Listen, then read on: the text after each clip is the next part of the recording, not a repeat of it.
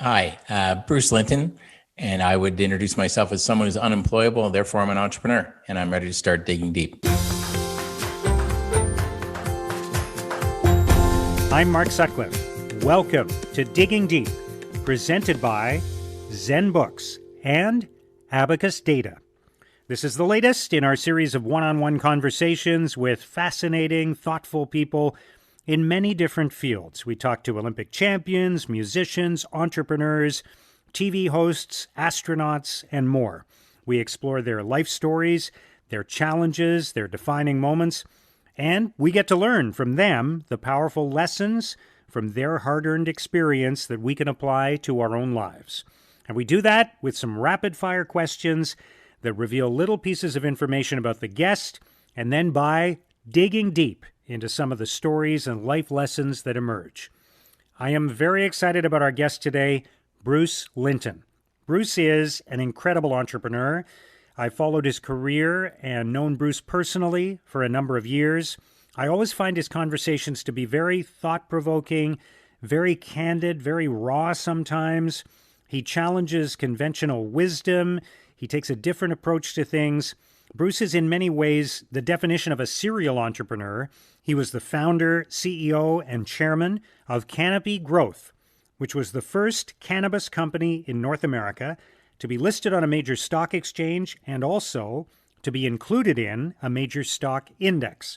He is also the co-founder of Ruckify and the co-chair of Martello Technologies. In our conversation, we cover a lot of ground. Bruce talks about why you should put all your eggs in one basket, how what he actually considers to be a good decision cost him $100 million, negotiating with Snoop Dogg, and how you get a lot more done when you treat your employees as peers rather than subordinates. There are some really great lessons and takeaways here about life, business, taking chances, making good decisions, treating people well, and much, much more. Now, one last thing before we get started.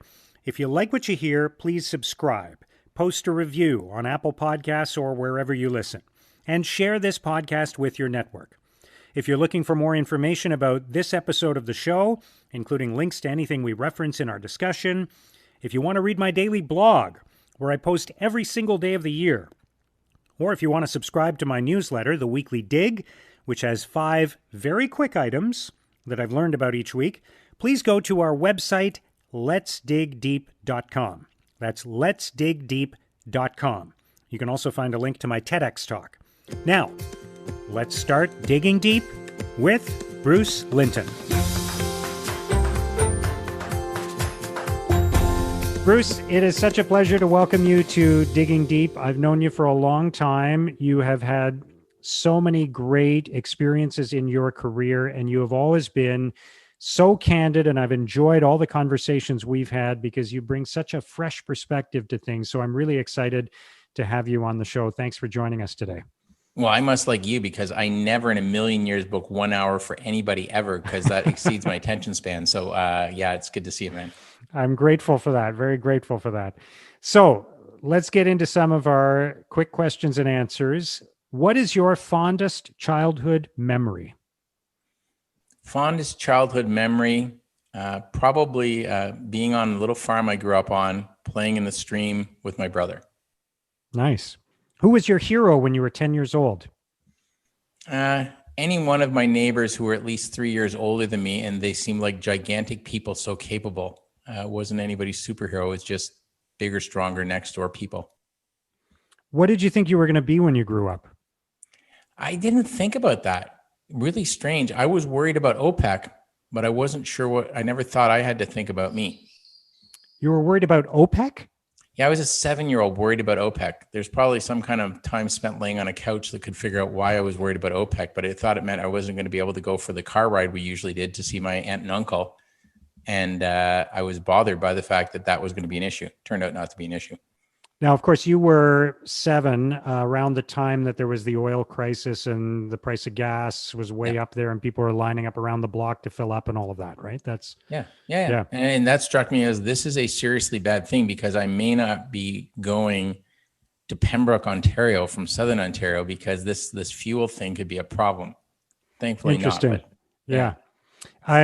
There's a scene in a Woody Allen movie, I think it's Annie Hall, where his character as a child, his mom takes him to the doctor because he's not doing his homework.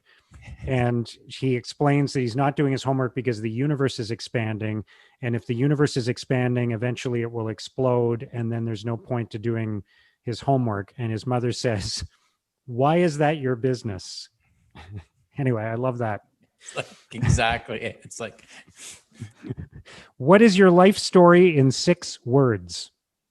start simple, work hard. I like that. And so simple that it's only 4 words. What is one of your greatest mistakes and what did you learn from it? Taking advice as direction. It's an input, not an obligation. Very interesting. For what do you feel most grateful?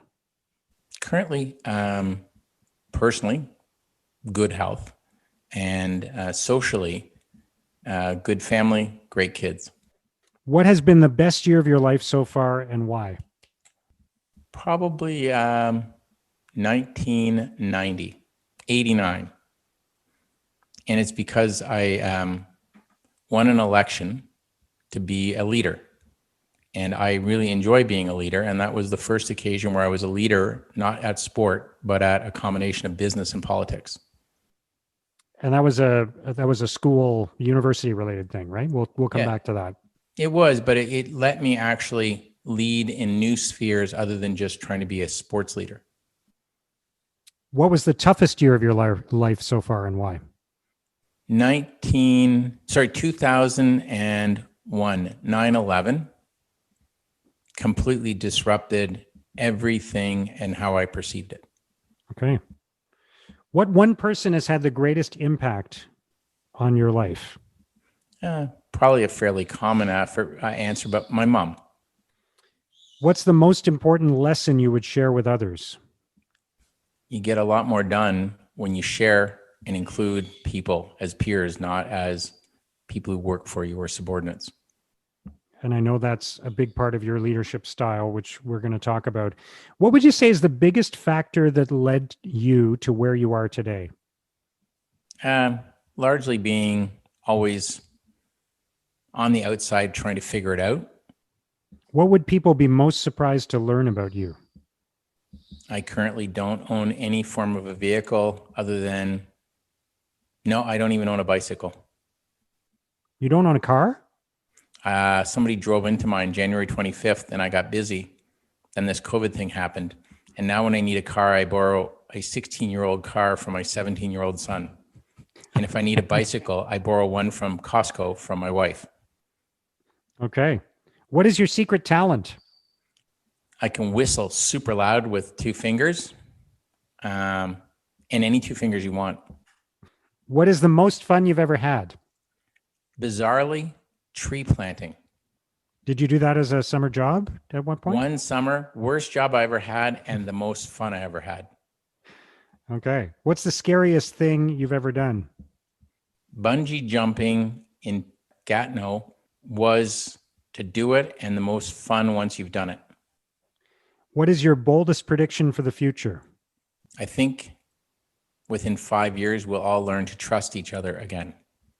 Wow, that would be good. What would be the message of your commencement address? Being confident about what you want to do doesn't have to represent in any particular style, but you need to first be confident before you go and pursue anything you wish to do.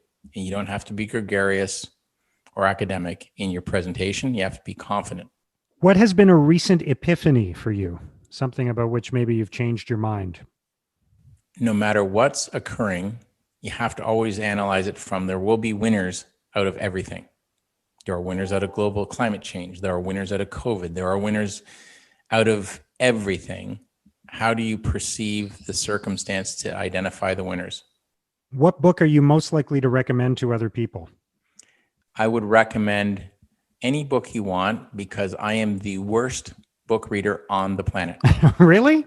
I would recommend if you want books, come see me. I have people give me books almost every week. I have books coming to my house. And I know you should read books, but they're very long. And when you begin a book, you don't know what it's about. So it's very hard to stay focused. That's why I like newspapers, Economist. Books should be, I don't know what's wrong with me, but books and me don't super get along. And I can actually read really well. I just don't find the book format. It makes no sense to me. Too much of a commitment. Well, you're starting and you don't know what it's about. And you don't know what you're going to get out of it. And it's going to take you like days and days to read it. Interesting. Yeah. I don't know. That sounds like a terrible sales pitch. That is super interesting. All right, Bruce, thank you for answering those questions. In just a moment, we will start digging deep with Bruce Linton. We're just going to take a quick break so I can tell you a little bit more about the presenting sponsor of Digging Deep, ZenBooks. ZenBooks is Canada's go-to cloud accounting firm. They are not your typical accounting firm. I know the founders, Colin and Eric. I've worked with them for several years. And here's why I think you should consider working with them too. First of all, they bring a fresh, unique, modern approach to what is a very old-fashioned industry. These guys were working remotely and in the cloud long before it became cool. ZenBooks also uses technology to your advantage. I think this is really important. They give you the tools and analysis you need to monitor your business in real time. That's so valuable right now when everything changes so quickly. Yes, they're a virtual accounting firm, but that doesn't mean they're offshore, and it doesn't mean they're inattentive. ZenBooks combines the efficiency and effectiveness of a cloud accounting service with all the benefits that you'd want from a trusted advisor, high-level advice, and strategic support. Now, here's what I think is going to happen if you work with ZenBooks. You'll probably start out taking advantage of their cutting-edge cloud accounting solutions, but in the long run, I think you'll stay with them because of their strategic guidance and problem solving.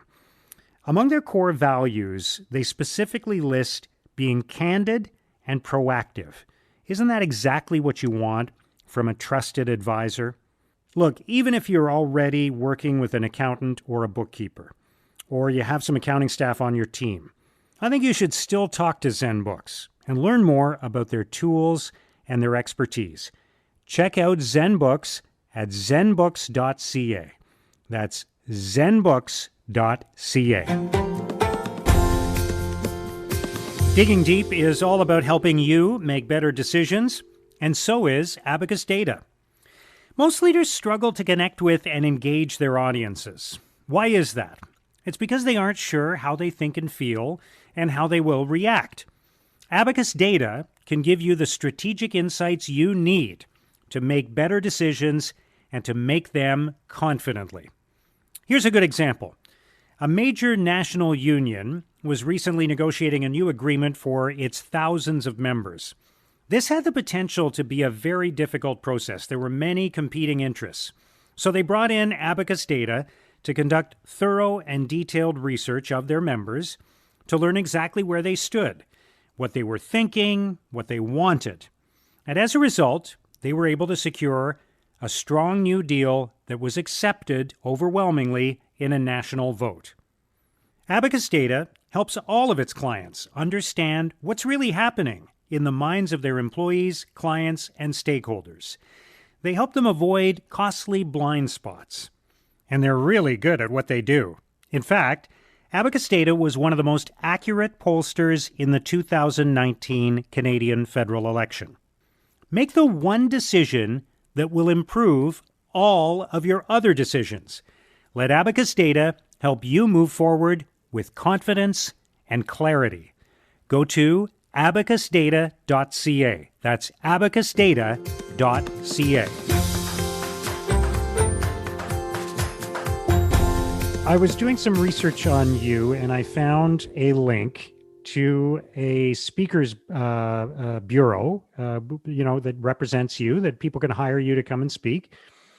And it asked the question, how did Bruce Linton go from chicken farmer to world-class CEO? So I've known you a long time. Chicken farmer? What is that about? So I grew up on a farm which had multiple things, including chickens. And once I did a presentation explaining that someone who tells you don't put all your eggs in one basket did not grow up on a chicken farm. I did. You have to put your eggs in one basket. And then what you have to do is be very careful not to fall. Because like if you put your eggs, a couple in this pocket, a couple in that pocket, maybe I'll put some on my hat. Maybe I'll put a couple on top of my shoe. I still have hundreds of eggs. Where the hell am I going to? No, you put all your eggs in one basket. The key is not falling. And is there a business lesson in that?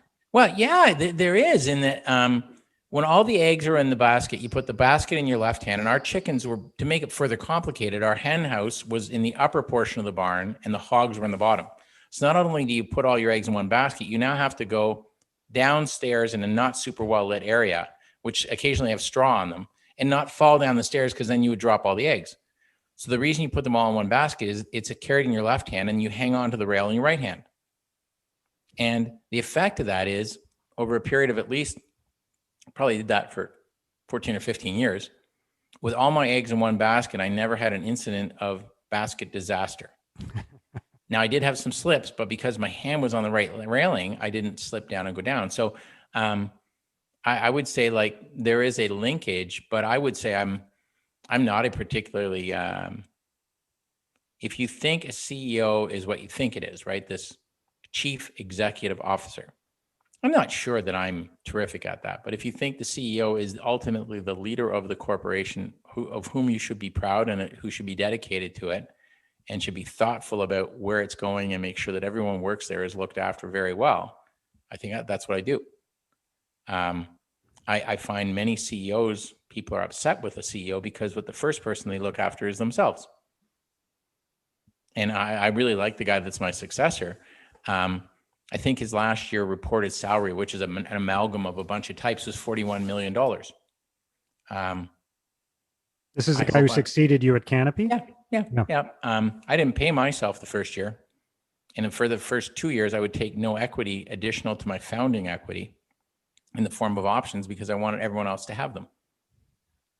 And the theory being, it's going to be more successful if everybody's on the same purpose. But one could argue that probably cost me a couple $100 million.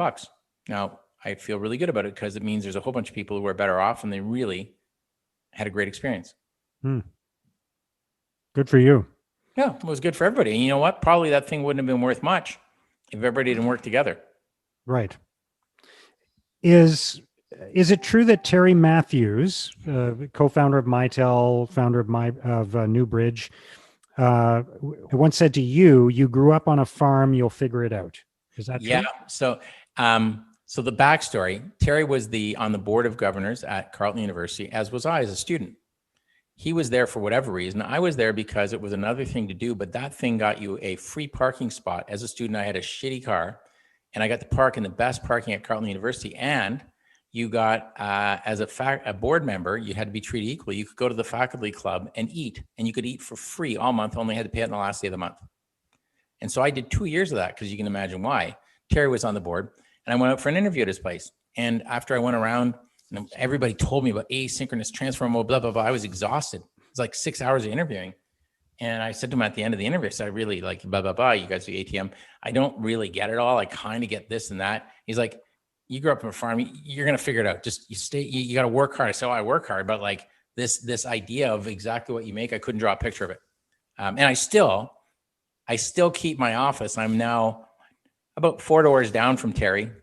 Usually I'm there on Thursdays, not there today. And he will confirm to you, I'm the worst trainee he's ever had. That's why I still have an office near him, because he's still trying to teach me shit. Well, he's a good guy to learn from. He's a good teacher. I love the man. Yeah. He's like a 200-pound 9-year-old still. He runs around like a maniac. And then I also saw you say that your approach is not to know what happens when you push the button, but to push the button and find out. Tell me about that. Well, I think there's a whole bunch of ways to phrase that, but suppose you come to work at a place and the first thing you want to do is you want to go and ask the founder, the CEO, or anybody around you a whole bunch of questions that you should figure it out yourself. So there's ways you can call it like ask 3 before you ask me. Ask yourself, do I understand what's going on? Ask the internet, ask the person who sits near you, have you done this before? Ask the internet, then ask up. And so like to me, we become so timid. Maybe we haven't become so timid. I find people more timid than they should be. Like, if you're going to use something, dependent on it, if you need it, push it. If it breaks, get a new one. Understand the apparatus in which you operate and then optimize it and go fast. And like to me, there's a thing called blitz scaling, which is, I have a book on it. I haven't read the book.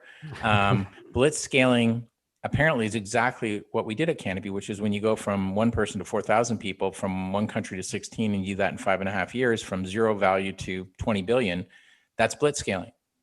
And that's a Valley, California thing. But what it is it's the synchronization of about 12 things that have to run together, like all these gears in a clock. And if they do, you can't believe how fun it is. And so the way that you achieve that is everybody has to have total command of their surroundings, which means push the button. Don't ask, what if I do? So tell me more about your leadership style, because you touched on it before, and I know you have spoken about it before. I've read some of what you've said about how you don't want to be a boss. You want to be a peer. You want to be a colleague. You want to trust your team members. And I think it also ties into the fact that you don't think of your work as being part of a career, right? You don't think in terms of your career. So tell me more about the philosophy behind all of that. So I'm not so naive to not recognize when I'm in a workplace, if I've founded the company, I'm going to be perceived as the boss. Now the question is, how is the boss framed? And so it's my view that it's easier for me to be in a circumstance where I'm most approachable. Recognize I'm still the boss. So how do you achieve that? Well, you make funny little rules, like drive a shitty car. When I owned a car, it was a Ford Flex, and it wasn't very nice. I bought it a year old from a rental car company. And I drove that, and I didn't drive a posh car, because if you buy something fancy and park it in a designated parking spot, that's intended to make sure that everybody knows who the boss is, and that boss makes more than you. And I don't need to do that if I'm doing a good job, because you actually know that I'm doing other things that you respect. And so I try to always think about, it's just more comfortable for me. How do I maintain a connection? And like things I've learned over the years, Paddy's Pub, Art, who started the first Paddy's Pub, and he started in sort of a tougher part of the city. When he started, and in his business is now, you know what Art does when he goes to the place, when he walks in, he goes to see the dishwasher. Doesn't go to see the manager or the chef or whatever. He goes to the dishwasher, and he'll ask the dishwasher, what's coming back on the plates? Anything? Because if there's anything coming back on the plate at a restaurant that you've paid good money to buy the food, it means it wasn't done to the satisfaction of the customer. And so he has a good relationship with the cook. Now, a lot of people would say, well, I asked the chef what's great, and the chef will tell you everything. So I try to think about, like, how do you have, if your job is, if you're running a business, if you're growing a business, it comes down to 3 Ps. You got to have the right plan, you got to have the right people, and the right pace. And how do you know that you're doing those 3 right? You have to constantly get new inputs, because pace is not being hyper. Pace is taking more inputs and making more decisions. And if you don't have more inputs, you can't make better decisions, you can't make more. And so the way I like to be a leader is to generate that momentum to that mental model of the 3 Ps. How do you operationalize that? How do you go around? Do you go to the equivalent of the dishwasher in the company? Do you walk around a lot? Like, tell me a little bit about how that works. So I think if you're in a business that has any form of a production facility, your office and your head office should be at the production facility, right? Like we had an office in Canada, and so the southwest corner or west corner of Ottawa, I never ever had an office that I kept there. I always went to Smiths Falls. It took me 3 times as long to get there and 3 times as long to get home. And you know what? It was worth every minute. Because you want to be at the plant, basically. You need to be where the action is. Yeah. Because otherwise you might as well be reading about it in the paper or something. So for me, I have concluded that I am very good at causing work, which means it doesn't matter if it's a software company. You and I could start a software company, and I bet by 4 days later, we could figure out, and I'd figure out what the coders are going to make, what problem we're going to solve, how we're going to price it, who's going to buy it. But I cannot code, so I can't do that work.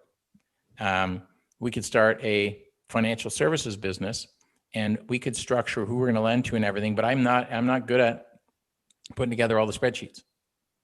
And so in the context of every business I'm involved with for the last 10 years now, I've shifted my focus to causing work, because people love to be productive and create value, go home at the end of the day, drive home knowing that what they worked on has a purpose and an application. And so really the job of me is to cause work. What does that mean, cause work? Well, you say, the outcome we're going to create is this. And the way we're going to get there are these three things need to happen. And so we need to form into teams to achieve those three things. And you can be the leader of that team, you're the leader of that team, and you're the leader of that team. Guys, do we understand why we need this outcome to happen? Do we understand what each three teams have to do in order to achieve that? Yeah, great. They go running off. What do? I don't know. I go and walk around and think, well, what would be good to cook for dinner? What could go wrong with what they're doing? So did I do any work there? Nope. I caused work. Now, if I went on one of those teams, the other two teams wouldn't have me on, and I might not actually be as productive in those teams as the people running them. And I'm not saying hire people better than you. That's all the time people say that. I would say hire people who are specifically better at things, specific areas than you are.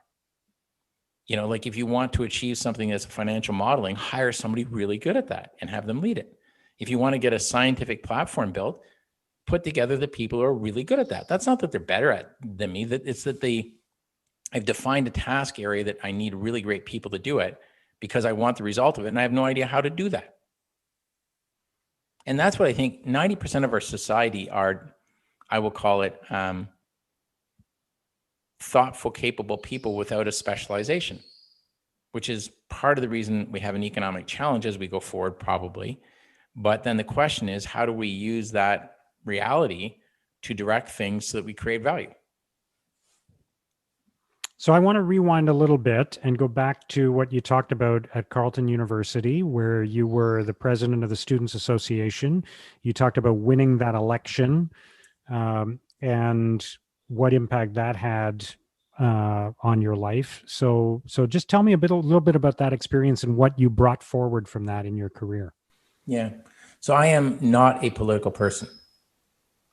So why would I become the president of the Students Association if I'm not a political person? Well, when I was in first year, third month there was a little short red-haired guy, quite unruly at the bar, and he wasn't getting thrown out. So who the heck's that guy? Oh, he's the student university president. I thought, well, that sounds like a good job. So I kept an eye on it. I thought, I got a little involved in this and that and worked in these places. And in the back of my mind, I thought, I'm building momentum. But I didn't tell anybody, I think I'm going to be cute student president, because they just thought, well, no, you're not. But I kept thinking, you know, if I have a choice of a job that's visible or not visible, I took the visible job, even if it was maybe less hours. Maybe it's part-time bartender up the coffee shop. And I kept learning how the place worked. And then I ran, and I believe it was the most votes ever brought out for a candidate as a percentage of the total population. And it wasn't that I was uber popular, but I think I had positioned myself to know that. And when I got elected, part of the reason I wanted to run is so I wouldn't get thrown out of the bars. That was a derivative benefit. But what I wanted to understand was, how does all this stuff work? Like, so the place ran everything from pharmacies to bars, and it had fees come from students. So, and it had a staff of like 20 full-time adults. I'm still a student. Now you're their leader, their boss. And so the reason it was very important to me is it positioned me in a spot to understand that don't have to be political, don't have to, as long as you're in the lead and you're doing it and do it responsibly, things turn out really well. And they did. And so it gave me that confidence, which is then leads to, it increased my confidence, which leads to the ability to start taking decisions where you don't think about a career path. You think about, if I want to do something today, what is it and how do I do it? And you talked about confidence earlier, and about it not mattering what form it takes as much as the importance of having confidence before you do something. Can you talk more about that? Well, so I had a pitch this morning by a really nice person. And they had formed their idea quickly. And rather than being sure this was what they wanted to do, they'd already spent quite a lot of time, more than a year, and quite a lot of money building something, but they weren't confident that if they were a consumer, they would sign up to this. And I didn't phrase it exactly that way, but I asked a number of probing questions about, how they use or want to use, and what would it displace, and what would it mean to them to have this when it's done, and things. And so they weren't confident. So to me, confidence is having the patience to stop and think through, if I'm going to take the only scarce resource I have, which is time, why do I want to spend it on this? Once you've decided that the time allocation, the mental commitment to the duration of time, usually it's years, right? Like I have a business idea equals, I'm going to spend 3 to 5 years on this. If you said, this is how I want to spend the next 3 to 5 years of my life, are you sure? And I'm not trying to talk people out of it, but once you get confident, yes, that's what I'll do. I'll make a 3-year commitment. I'm going to do this. Then when people tell you it's a bad idea, you just go, okay, well, I must have explained it poorly to you. Let me try again, because it's not a bad idea. You didn't hear me right, or you didn't know this assumption. And that confidence turns into action by others. It turns into the ability to succeed. And I would say it took me a little time to get to fully there. Canopy is the best example I have of, I don't mind that many people told me it was a very bad idea. That meant I had fewer responsible competitors, capable people turned away from it. And so, I just look back on the last 10 years, and if I was not confident, there would be nothing in Smiths Falls today, and I would have had a lot less fun.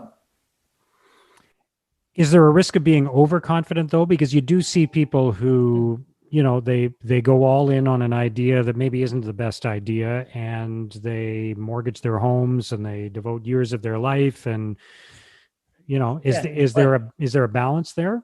Well, I would say there's not necessarily, that's a good ingredient.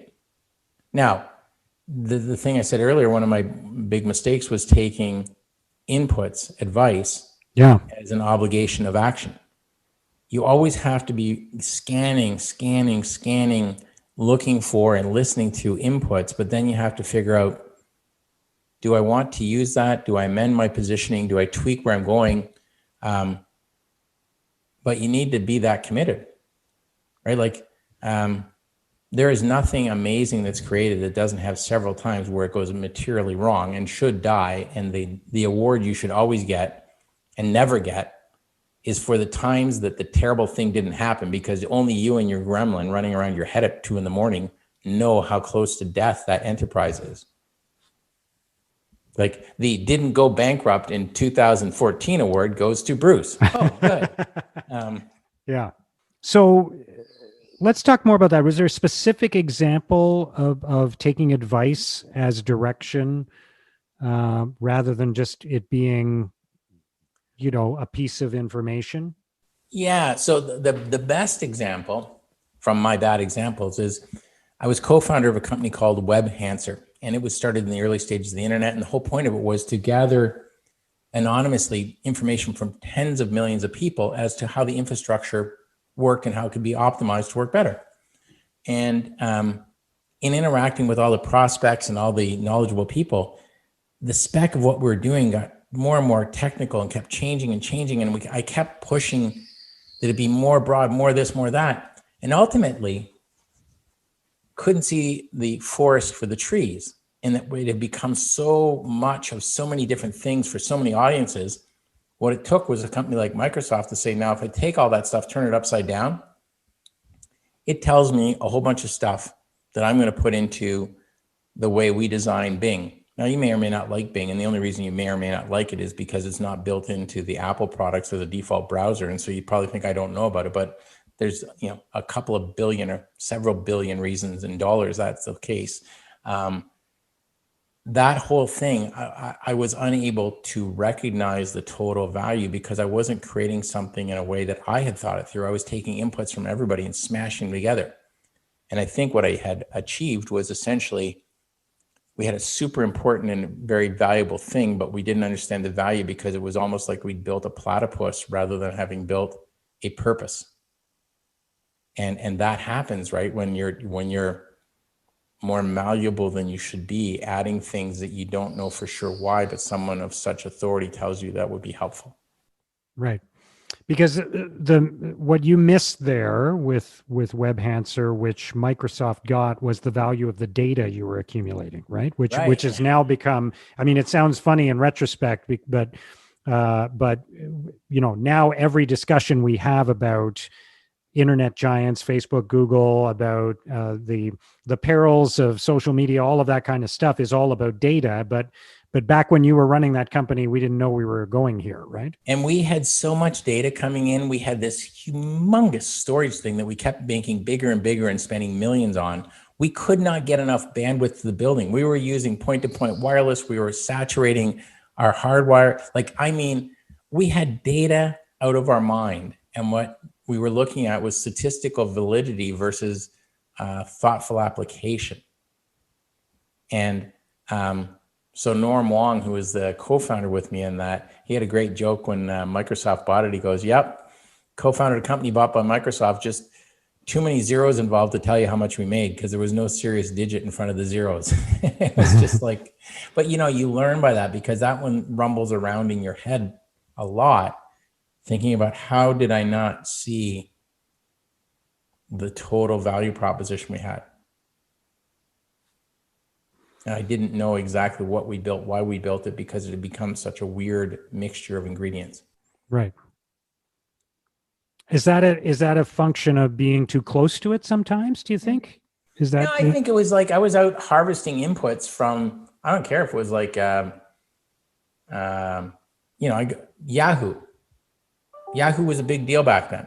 Yep. Yahoo saw what we were doing and thought it was interesting enough that David Philo, who's the co-founder of Yahoo, and their chief actuary scientist and a bunch of people like that showed up for a 3-hour meeting with us.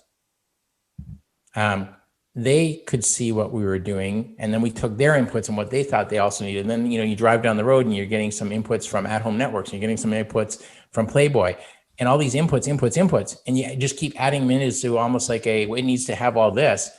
But what we didn't do is stop, turn it upside down and say, what could we make of value with all the outputs?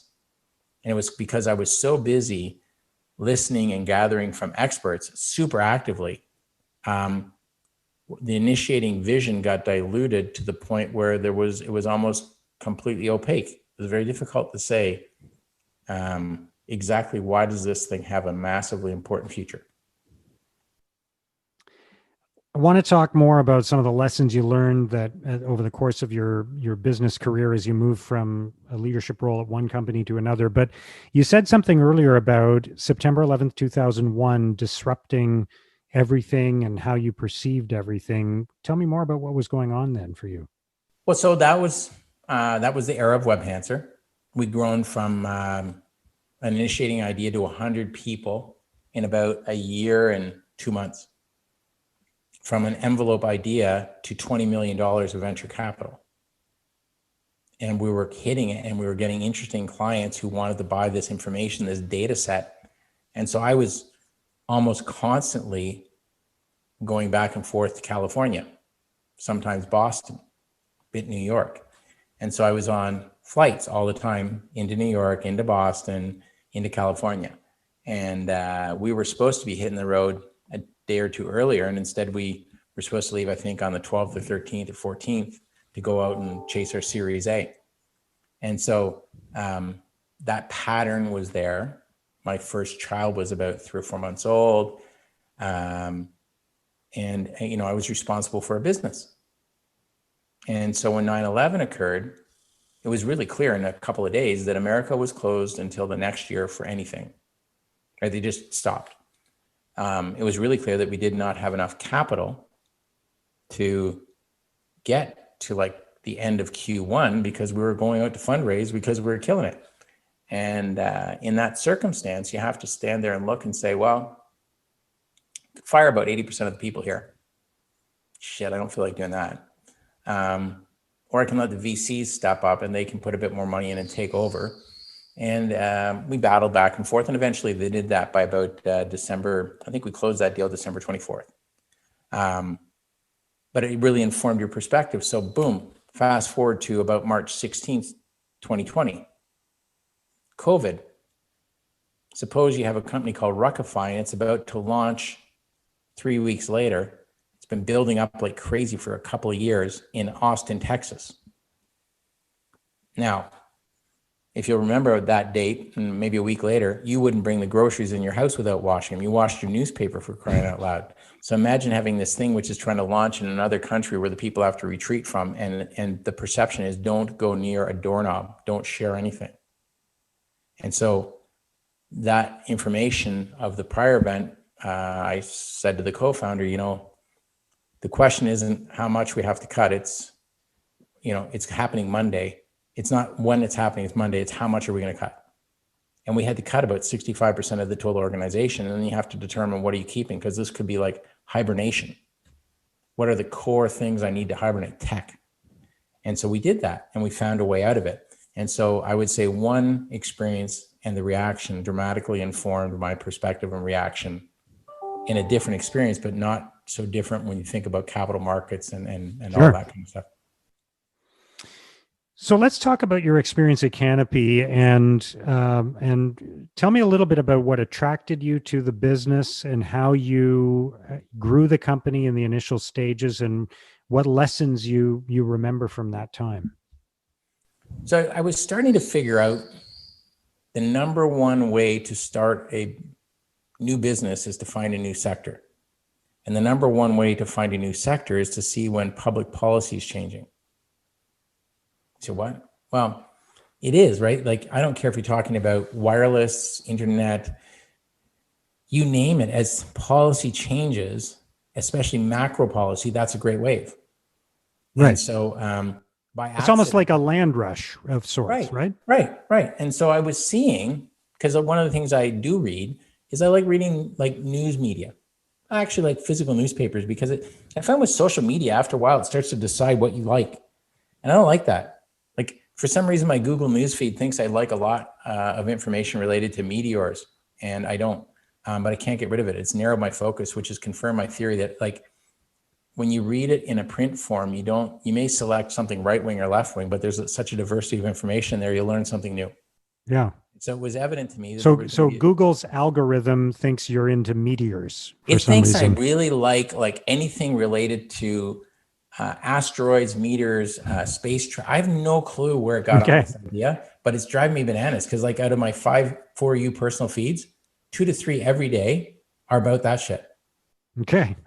And so, but it confirms my theory, and that you get too narrowed. But yeah. So when I was looking at public policy changes are big. Those are the macro waves that you want to grab, and the question is, when's it going to break and go? And so it was becoming very evident that a bunch of things. So I was working on a bunch of things at the same time when I started. I had an idea that if I started 5 businesses at once, that I would have at least one success, and that would be better than the VC model. And so I was working on, like, how do you make way superior parking meters, which is a crazy idea, to how do you create the value that hydrogen should have. Like, we should not have electric cars. We should have a hydrogen car. It's insane that we have electric cars because then you have batteries.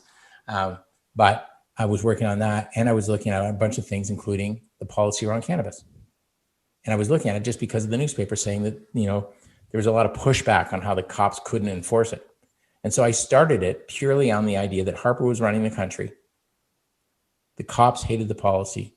Harper had to make policy that was going to make the cops happy, because old people vote for cops and they vote for Harper. That was the extent of my analytic connection. And so I started poking around to see what was going on. Okay, that's an idea. Now it's a good idea.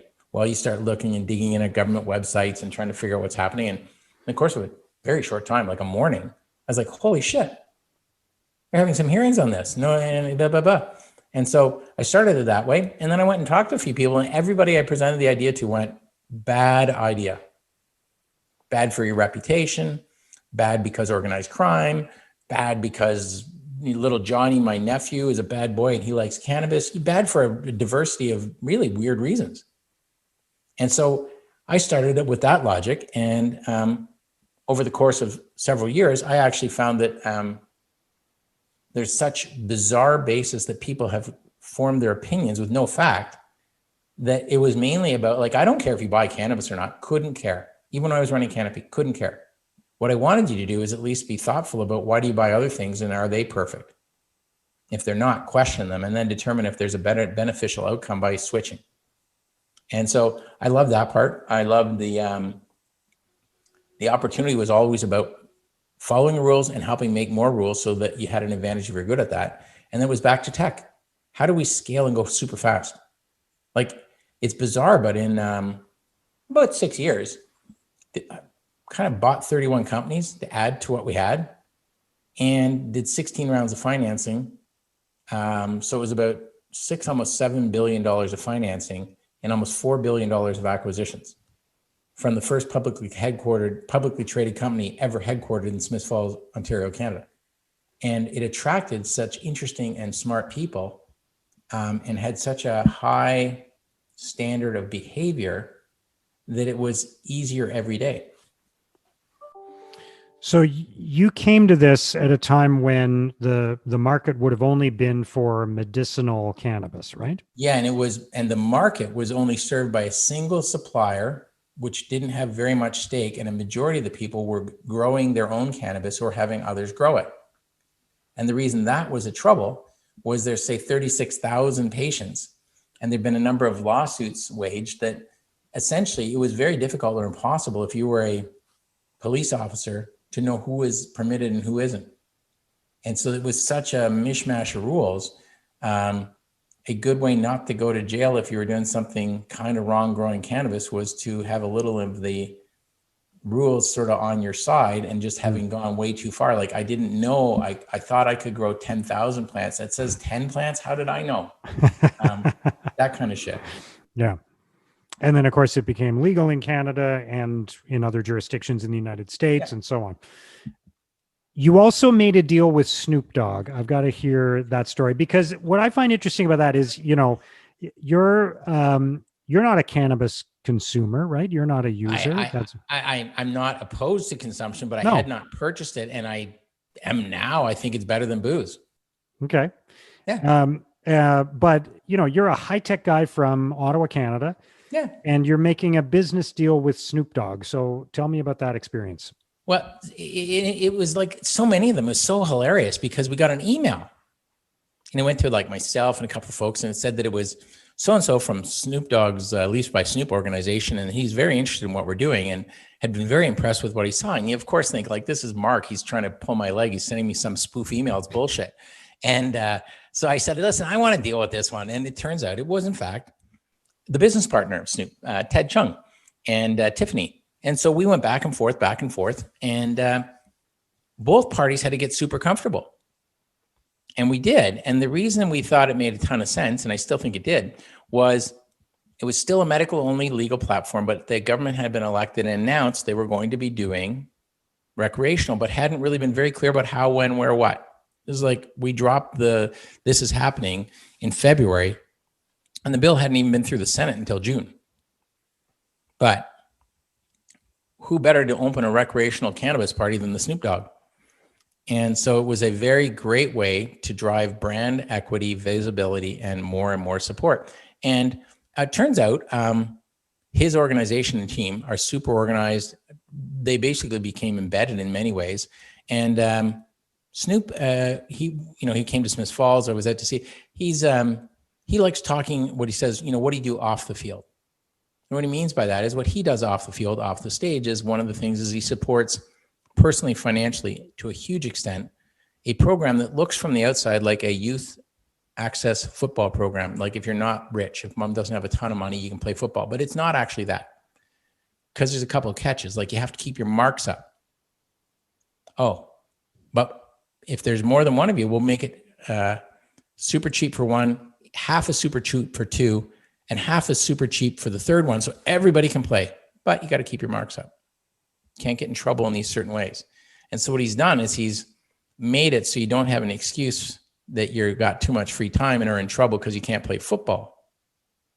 No, you can play football. You just got to do all these other things. And so he's done a terrific job of bringing a whole bunch of people into a circle. And once they're in the circle, the next thing they go, holy shit, I'm at college.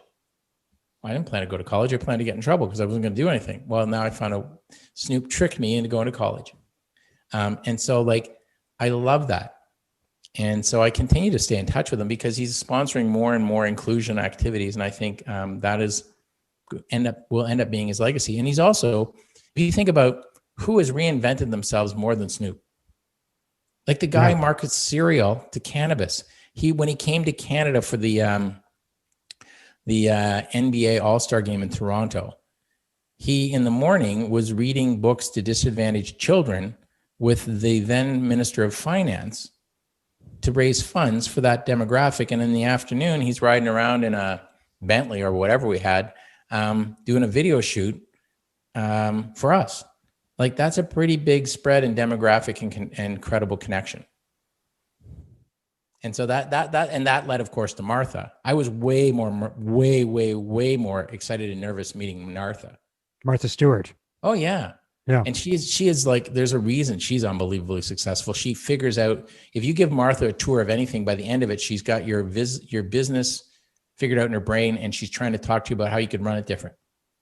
And really? So imagine we brought her into Smith Falls one day so she could see what we're doing before it was announced. Like, it was before. So she's confident. Try and sneak Martha Stewart around Smith Falls. I dare you. It is not possible. That must have been interesting. Yeah, and and they have this weird relationship, right? Martha Stewart and Snoop Dogg. Yeah, she is so fast and so quick and so smart, and so like they work great together because he's so chill and he's got his angle. So they did this. They were doing this show, Potluck. I don't know if it continues, but it was great. And you know what? They both figured out. If you're a celeb that doesn't know how to expand your audience and make them younger every day, so keep attracting the next demographic, you are going to age out. Both of them have nailed how to expand your demographic and age it down. Great lesson. Yeah. Like, do you want to have all the people who love me and think I'm great are old and dead? No. That doesn't have any traction. Yeah. As everyone knows, your experience at Canopy came to an end. You were removed from your duties as CEO. What was that experience like for you? Just set that up for us. Was it a shock? Was it disappointing? Was it like, tell me what you went through? So we have this new societal thing where people brag about two things I don't really understand. They brag about which venture capitalists invested. Like, venture capitalists they have a model, you fit in it or you get sawed off. Now, my guys weren't venture capitalists, but I don't necessarily think the venture capital model sponsors great entrepreneurship. Second thing is they brag about their boards. Oh, my board is so prestigious. My view is that if your board is really important, you suck as management, right? Like, if the board's doing a lot, they should first fire management so they can figure out a way to do less. That's my view. Like, they should check and balance. There's good governance. But if the board is a core functional element of your business, I feel like management's not good. And that doesn't mean you don't know each of your board members well and they're not on speed dial, because they should each be specialists. Remember I said how you cause work? Part of the way you can cause work is if you have a great board with really specialist people that you can call on a ride home from the office saying, good Lord, I don't know what I'm going to do about this. Oh, I'm going to speed dial Chris. He knows a ton about this. Talk to him. That's a good use of a board. So my board changed. One of the conditions of putting $4 billion for 27% of a 5-year-old company is that you get to control more seats on the board than the balance that are not yours.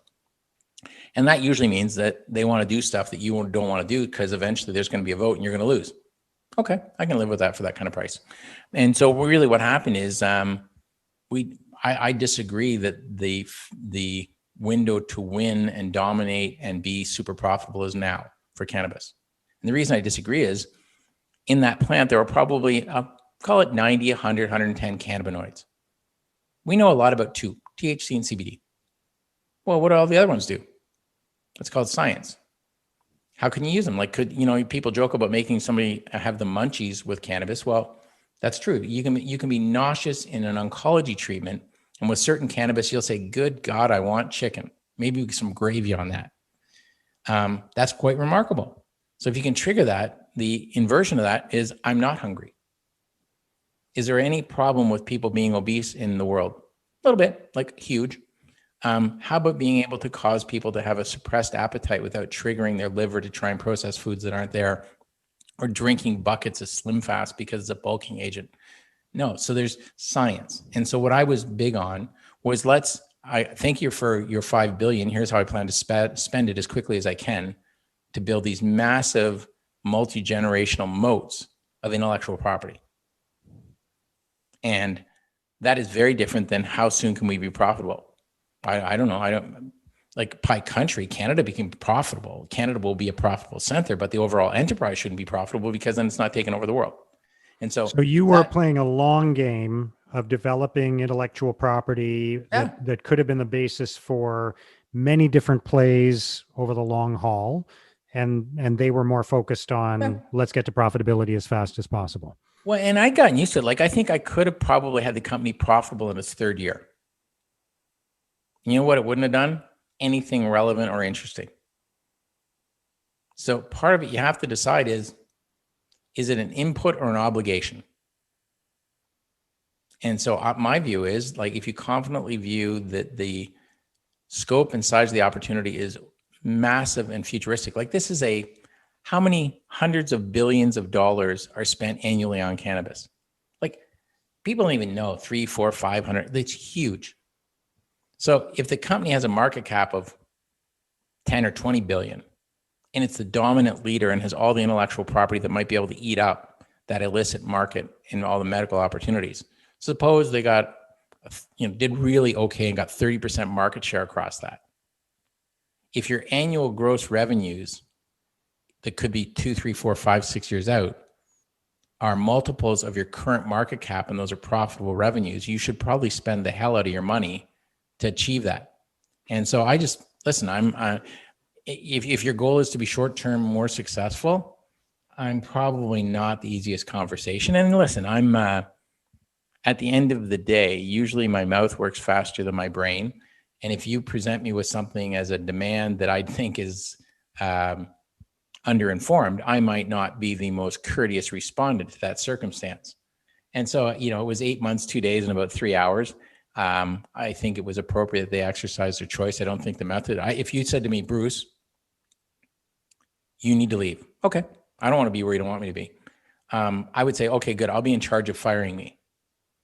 And here's what we're going to do. We're going to engage internally and then a search firm. We're going to find what's the next 5 years look like and what's the right person for that.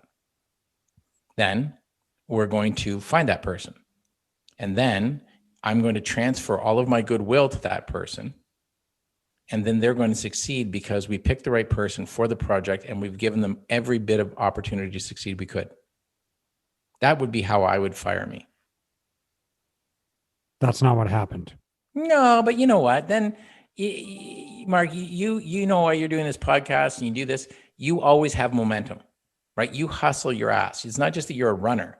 It's that you know that if you lose your momentum, the effort to get started again is horrific. And so you don't stop. You can't stop. If you stop, you might as well take up something like that is recreational, needlepoint or something, because you got to keep swinging to get that next vine. And so what I recognized is that I had momentum, and the last thing that was going to happen is going to get extinguished. So you're fired. What are you going to do? Well, I'm always available to the media. When they put the press release out, most of them know me, and I'll go into every media, and it can be very transparent. No, I didn't step down. I'm not. I'm not slowing down. No, I'm not. I'm not interested in that. I'm interested in what's next.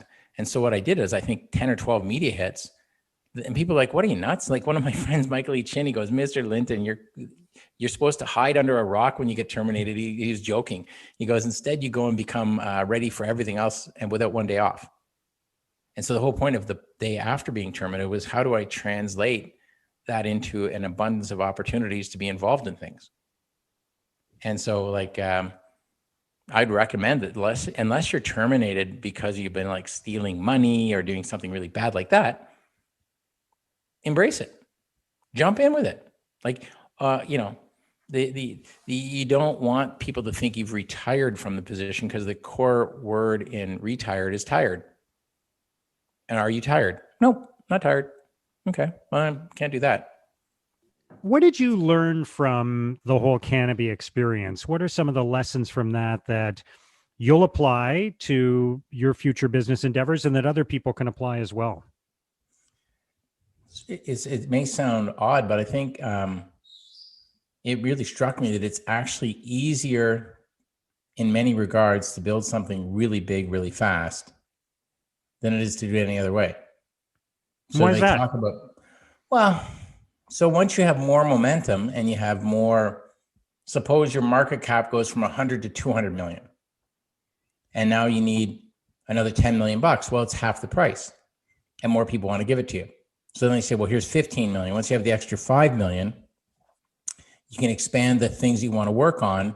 And the next thing you know, you got something worth 400 million. And when it's worth 400 million and you do a couple acquisitions, the caliber of the teams you can buy is much better than if it was 40 million. And so it starts to happen is these things all become leverage on leverage, right? When you're small, suppose you're going to start a little corner store, it's location, because you need one good location. But all of a sudden, when your company's 400, 500, 600, a couple of billion, what you have is the advantage of like location, location, location, location. You're doing the right work with the right people in the right countries. You're starting to get the right sales channels. So that part. Maybe the other part, it confirmed culture is critical. And maybe the third thing, there's lots of things you could hit, but the third is you have to, even in those modes of culture and building value, big stuff, the key things are, like, I would say in that world was science. In other worlds, it's deep tech, right? Like if you look at Amazon, they went for a decade. Every time their revenue grew, their R&D might have grown a little more, sometimes a little less. So their earnings per share was negative or positive. You never knew which quarter, but it's because they were spending so much money creating such durable value that you end up with like AWS running the world, Amazon, what was their last quarter, like 42% or 39% increase or something crazy on a humongous number. But it's because they built these dominant, durable, lifetime platforms. Right. And so that it still struck me, because all around us, there were so many players putting out press releases saying that we might do something, trying to promote, versus doing something and saying we're done and creating value. Interesting. That first point you made about doing things in a big way, it actually, I'm not sure this is the same point or if it's related, but I've been thinking a lot about how in some ways you are better off making a bunch of bets than making only one bet, right? Mm-hmm.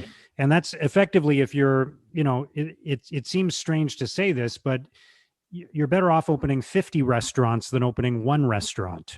And that, I know there are many elements of that are not true, but there's something about the odds in that you're more likely to be successful. And that's what venture capital firms do. That's what investors do, angel investors and so on. But ultimately the more bets you're making, the more likely some of them will be successful, right? Yeah, I guess sort of the parallel stream to that, it almost is easier when you're really moving on a big target to find 500 million or 600 million than it is to find 50 or 60 grand, because it's just a totally different thing of who has that kind of cash that wants to put it in, what are their decision criteria. And so I found it really, frankly, it was enjoyable that you could present a really grand vision and show progress against it, and then go and raise like $600 million in a convertible debenture. Tim Saunders and I did the presentations, and I think we had 94, 96% of everyone we presented to, these big, huge funds, all said yes. And these are people that calculate return on investment, debt kind of stuff. And we said that we wanted 400 million. I think we're offered 1.3 billion. Wow. And you know what? It was a great couple of days doing those. No more challenging or troubling than if you're trying to raise a few hundred grand to start your own something. Yeah.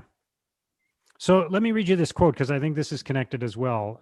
I read a quote from you that said, "I always put myself where I could be a disastrous failure." Yep. I mean, that all ties in too, right? So just explain what that means. So I think it's like a personality failing or something, but I think it's really critical to constantly put yourself out there and say, this is what I'm going to do. I'm going to start this thing and it's going to do these things. Something that you really intend to do, but you don't know exactly how you're going to do it, but that's where I want to go.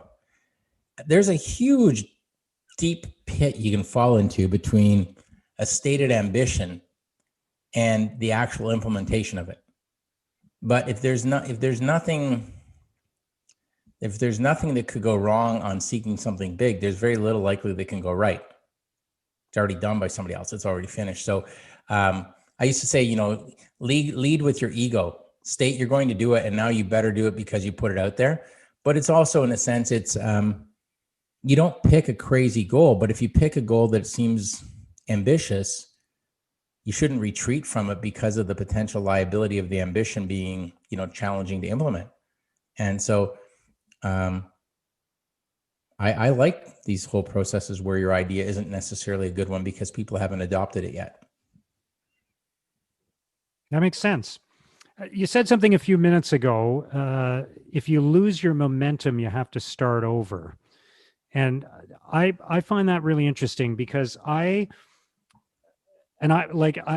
interested in your comments on this because I think I have an almost pathological sort of relationship with that, where, for example, I run every single day because I have this ridiculous fear, which is unfounded, that if I stop for one day, then I won't start again. Right? There's sort of that kind of thing going on in my mind, that if I can make an excuse and not run today, then that means I can make an excuse and not run tomorrow. And then 3 days will go by, and then a week, and then I won't be a runner anymore. Well, and I think your fear even goes deeper. I think your running thing is just an extension of your whole life thing. Probably. Right? Like that what do you do when you run? But you sort out what you did for the day or have to do for the day. Bet you that's sort of like your macro processor. Now, if I didn't run, what am I not going to do? What am I not going to process? Where am I going to slow down to something else? And so I think a lot of people who do a lot of these things in patterns, like running every day or exercising every day or whatever that kind of thing is, it's a building block of what you're doing. And so that's a day. Now imagine you work for 2 or 3 or 4 years at something, and it's going to come to an end. 5 years, 7 years. If you let that stop and say, I'm going to take a rest, a break, and start, I don't know, I think you're lucky 50-50 at best if what you start actually does start, or if it starts and actually gets going to the level of momentum you had before you took that rest. And you probably didn't need the rest. What you needed to do was work on something that was rewarding. And so even in your running, unless you're injured, you don't need the rest. You might need to change your route. You might need to change, your running strategy. Maybe you're going to become a person who does wind sprints every second hydro pole rather than running at a constant pace. But you don't need a rest. You just need to change it up and keep going. And so I think momentum is one of the least momentum, the catalyzing energy, whatever you want to call it, is one of the least considered things in terms of how people manage themselves and their opportunities. So you're not a fan of sabbaticals, obviously. Like, unless you can sit in a room by yourself and come up with unbelievable novel ideas, meaning you are an intellectual wonder, I think that they're very dangerous. Like, part of the thing I love about still hanging around with Terry Matthews is he's correct that if you stop working and retire, you've accelerated the process by which you're likely to begin dying. A lot of people actually need to, have things to do to live well. Like, people say, "Oh, I don't like going to meetings." Well, I don't know if anybody likes going to a meeting, but do you like trying to have something you want to get done? Yes. Okay. Well, sometimes meetings are necessary, which means you're actually working. And so I think, I think momentum, continuous involvement. I wish I was a sabbatical eligible person, someone who could actually intellectualize something completely that does not exist today with no other further inputs, but I can't. Well, and I think what you're saying is, and I've thought about this a lot too, is that you need to be in the game, right? You need to be playing, and you may feel sometimes that means you don't have time to have the big thoughts. But if you had lots of time to have the big thoughts, you wouldn't have the stimulus to give you those opportunities. It's from the game itself that you learn. Like, athletes get better by playing the game. That's where they learn the innovations and improvisations and improvements, they test themselves against the competition. That's when they're at their best, right? For sure. And I'm enjoying right now where I'm in sort of like 3 or 4 different kinds of games, different spaces, and 2 or 3 sub games in each of those spaces, because they massively inform across all the other spaces. Right. So like, when you're captivated by certain texts and how they're working, it directly affects how you think about things like, what are we doing for data information in this retail environment so that we can actually fashion our downstream grows? Well, a lot of this data capture thought stuff comes out of things like a Martello or Ruckify, where it's, what's our data telling us? And so I just find, I find the idea of slowing things down so you can pause, relax, rest. You should be more afraid of that than you are of pushing on. So I think you're bang on. Like if you stop running for a day, some risk you'll stop for 2. And if you stop for 2, then there's a big risk of 5. Yeah. And like, why did you stop? Like, unless you have a physical injury, why would you stop running? No reason. Not for me. Oh, it's cold. I'm tired. No, you don't. Get up, go. Yeah. Because there's always a good reason not to, right? So you can never run out of those. Yeah. Speaking of health and fitness, I notice you look skinnier than the last time we were in the same room together pre-pandemic. You've also got a bit of a new look, which I think is sort of your post Canopy look. You've got some facial hair going on. I'm going to say, you and I have known each other long enough to say, for me to be honest about this, it's got a an uncontrolled sort of look, right? It's got you've got longer hair. So yeah. And you've lost some weight. So what's going on there? Tell me about that. Well, I'd say it's like my reaction to COVID was to recognize effectively I'm now like a 5-year-old. I don't get to make very many decisions. Like I don't get to decide where I go. I don't get to decide a lot of stuff. I maybe get to decide what I'll eat, when I go to sleep, and whether or not I do a couple of activities a day. But your COVID was essentially a massive restrictions of the decisions and independence you have. Right. We're all children now. Right. So now when you're a 5-year-old, it's okay to lose your shit like every few days, lay on the ground, stomp your feet. But I just decided right at the beginning of COVID, I knew I was a bit fat, like 30 pounds fatter than I should be for my height. And I never did anything about it. And I went, probably a good time to actually decide to eat very specifically, exercise daily, and sleep. Actually go to bed when I'm tired and get up when I'm not tired. And you do that for 2 or 3 months and you will lose like 30 pounds. And then if you maintain some kind of level of activity, it mostly stays off. Now, when I go back on the road, I think it'll stay off probably because it was like 2 to 3 pounds every year I gained. And, you just buy bigger clothes. Think, oh man, I must be stronger now. I'm definitely bigger. And then you lose it. And then people are like, holy shit. But the reality is there's a strong correlation between what you eat and how much you exercise and whether or not you lose or gain weight. And I was doing absolutely the perfect job of living on the road, eating everything delicious. Like last year I had 137 nights in a hotel. And I had about 6 or 7 overnight flights, or 8 or 9, I don't even know for sure how many, to Europe, not counting that. And when you do that, you're not exercising and you're not actually missing any meals of lettuce. It's always heavy fried stuff. And so, I feel better. The effect is that, things like your blood pressure are lower. Clothes are weird. Like I think if I have to wear a suit again, I'm going to look like I stole it from some other person. But like it's your dad's suit. It just feels better. And I think one of the things we all had patterns before COVID, and we all have some new patterns. And the question is only going to be as COVID sort of becomes more normalized or managed, which patterns do we want to blend together to be the next wave of patterns? Like how do you work? How do you eat? How do you sleep? How do you exercise? What do you work on? How much do you travel?